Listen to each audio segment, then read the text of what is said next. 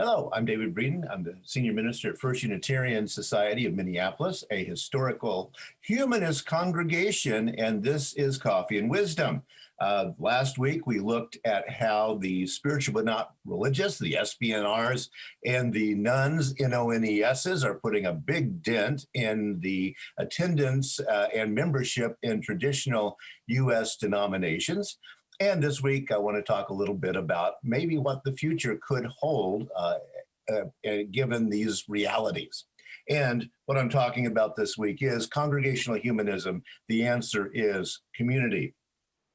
Well, as with any consideration of history, you've got to kind of go back to the horse's mouth. And the horse's mouth, in terms of the sociology of religion, is Emil Durkheim, 1858 to 1917.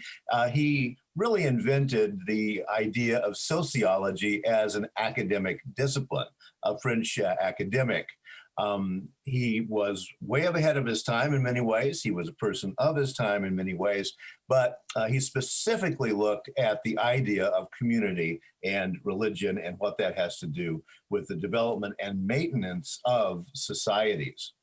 His central concern was how to maintain social coherence in the phrase of modernity. He was looking around in the 19th century, seeing what industrialization, moving into the cities, technology, et cetera, were doing to these small villages of France. How do we keep a social cohesion when all this appears to be falling apart? That's the main driver in his work. And he had this to say about religion. A religion is a unified system of beliefs and practices relative to sacred things, that is to say, things set apart and forbidden beliefs and practices which unite into one single moral community called a church, all those who adhere to them. Now, yes, he's coming out of a Roman Catholic Christian idea here, but the idea of congregations in general do fit into this definition. And notice that there is no reference to supernatural in that definition. That is his working definition, and I think it's not a bad one at all. He believed that the natural-supernatural split is a modern concept. So before the idea of the rise of the scientific method, no one said, hey, this is supernatural, this is natural. So you really can't talk about that in the terms of the development of religion. That was ahead of its time, although in his writings you do see a lot of references to primitive societies, primitive religions, and that kind of thing, very much of his time in that way. But he was seeing down the road in understanding that there is a historical discontinuity that's coming out of Western European scientific thinking. So that's why he is still important today. Durkheim said, God is society writ large. God is society writ large. Now, why does that matter? What is that? Well, the definitions that a society create as in terms of the sacred is what they see as their largest values. Now, we know that a bunch of theologians are going to take up this idea in the 20th century on down the line. He also introduced the idea of sacred and profane. That is, that human beings see some places and some things as sacred and some things and places as profane or just normal, mundane things. All right, so he saw that split as important to the human mind. He also introduced the idea of collective consciousness. That is, how people think in some way that is findable within statistics, within asking people about what they believe. There is some kind of collective consciousness out there. And again, he's inventing these terms. He's inventing this new way of thinking that still is very much with us today. And certainly in the United States on this election day 2020, this is exactly how many, many people are thinking. He said also, and this is not a direct quote, the human experience of the sacred is a function of social solidarity. In other words, what a group of people find as sacred, therefore defines that group as a group, the inside and the outside. This is the book in which he did write these things, Emil Durkheim's The Elementary Forms of the Religious Life. And as I say, very foundational today to theology schools, to the teaching of religion, very important to us still today. Again, not a direct quote, but through our collective consciousness, human beings become aware of one another as social beings. He called these social facts. So the fact of being together in a group creates an idea of what group solidarity is, but also what the other is in terms of the relationships. Again, very important.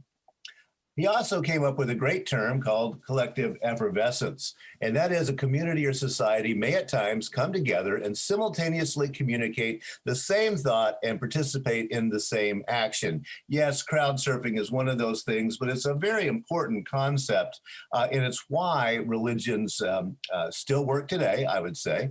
On Wednesday night with Bibles and Beer at 7 p.m. Central Time, we will be talking about a collective effervescence moment. When the idea of Pentecostalism really came into the world in the book of Acts, the Christian scripture, but came back into U.S. thinking in the early 20th century. So collective effervescence, all of a sudden, people understand things in the same way and participate together in this magical moment. So Durkheim thought that religion was a baseline structure in the human the way human beings create societies. As a matter of fact, he thought that human society comes out of an early understanding of religion. That's probably true, and no one can really say that, but it makes logical sense within how did human tribal groups begin to communicate some kind of collective consciousness. This is a direct quote. Thus, there is something eternal in religion, which is destined to survive all the particular symbols in which religious thought has successively enveloped itself. But I say, what is that eternal something? And that really is the question. I think, again, this is very insightful in terms of what has happened in 20th century into the about a quarter of the way into the 21st century now. Religion is not in any way like it was in Durkheim's time. Totally changed. We've traced that late 19th century, early 20th century religious thinking very much broadening out into perennial philosophy and all of these ideas. And now in agnosticism, atheism, not really caring, apatheism as we call it. So what's the core of all of this still? And so there is something eternal in religion. That's why, even as an agnostic atheist myself, as a humanist, I don't mind using the term religion because I think that there is something about this concept that makes a lot of sense, even though it is a problematic term because it is in many ways a Western European idea of how people think. But thus, there is something eternal in religion, which is destined to survive all the particular symbols in which religious thought has successively enveloped itself. So that's what I really think has happened in the U.S. and why the traditional denominations are falling apart in the U.S. and all over Western Europe today. But that doesn't mean that human core isn't still there. So what is it? And as you see, I think it's all about community. But I did want to set up the intellectual background for how that concept does come to be. Well, yeah, we will be talking about collective effervescence, Bibles and Beer, a humanist Bible study. Jay Hooper will be joining me on Wednesday evening, affiliated clergy with First Unitarian Society of Minneapolis and part of the ethical culture tradition.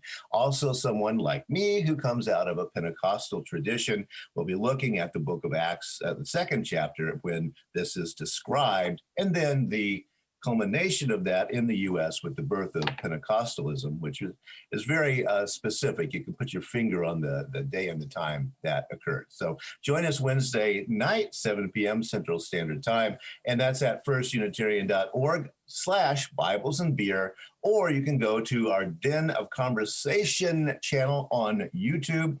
Also, you can help us out by going to firstunitarian.com/donate to help keep the voice of Unitarian Universalist humanism strong. Thank you, and I'll see you again tomorrow.